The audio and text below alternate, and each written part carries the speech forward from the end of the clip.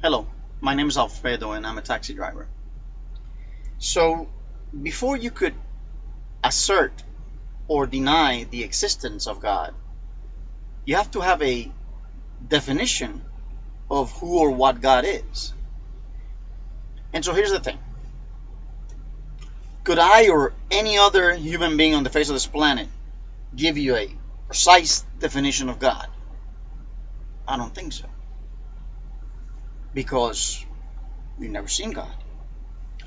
But we could try to come up with a reasonable definition of who or what God is. And so, let's say, for example, we use the definition, one of the definitions that is used in the Bible, God is love.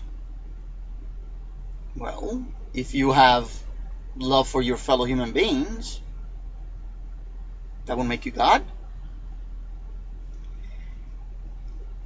Case in point is that the definition of God would have to be a whole lot more complex than that.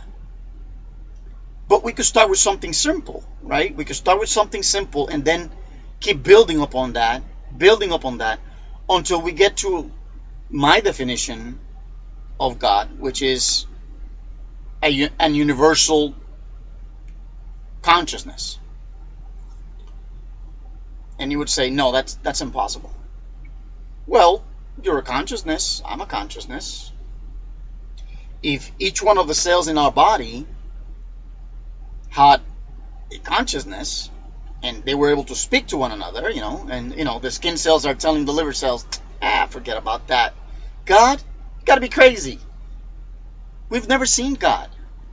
But yet your consciousness and my consciousness exist. So, in that mirrored reality, right, we could say that God is a universal consciousness. But let's just start with something very simple. God is an intelligence that wants to help humanity. That's a very simple definition. God is an intelligence that wants to help humanity. Okay? And do we see any evidence of that? Do we see any evidence that there is an intelligence that wants to help humanity? Okay. So we go to Psalm 139:16, right? Psalm 139:16 states something to the effect of, Thine eyes did see my substance, yet been unperfect. And in thy book all my members were written, and in continuance were fashioned, when as yet there was none of them. Well, a lot of people agree that that is describing DNA. And the skeptic will say, no, that's a coincidence. What is DNA? DNA is a substance that defines the members of your body before you were. But that's not the only verse in the scriptures that is describing something of science. John wrote in Revelation, and the heavens and the mountains shall turn to scroll.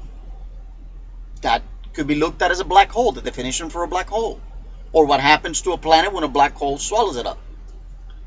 And there are other definitions that, cleansing of the blood, dialysis, for example, and so on and so forth. But what's most amazing about those verses, and of course, taking into consideration that they are in fact describing those things, is that there is a recursive process unfolding. There was an intelligence that inspired those men way back thousands of years ago, before they were able to determine what DNA was, or what a Hubble telescope was, in order to be able to see the black hole, and machinery that would cleanse the blood, i.e. dialysis, right? So it had to happen at this time. Only at this time could we make those correlations between those scriptures and those things of science. And so that intelligence that wants to help humanity, right, our small definition of God, somehow caused for those men to be able to write those things, so that today we can make that correlation. That is a recursive process.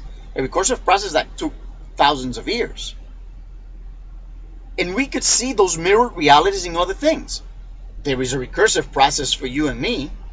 Before your mother and your father, and my mother and my father, right, got together, there was a recursive process already predetermined, right? That would say, you're going to be you and I'm going to be me. Well, that mirrored reality has been happening since the beginning. Since that beginning that God designed everything. To hear more about these issues, please visit mysecondchanceinlife.com. Thank you.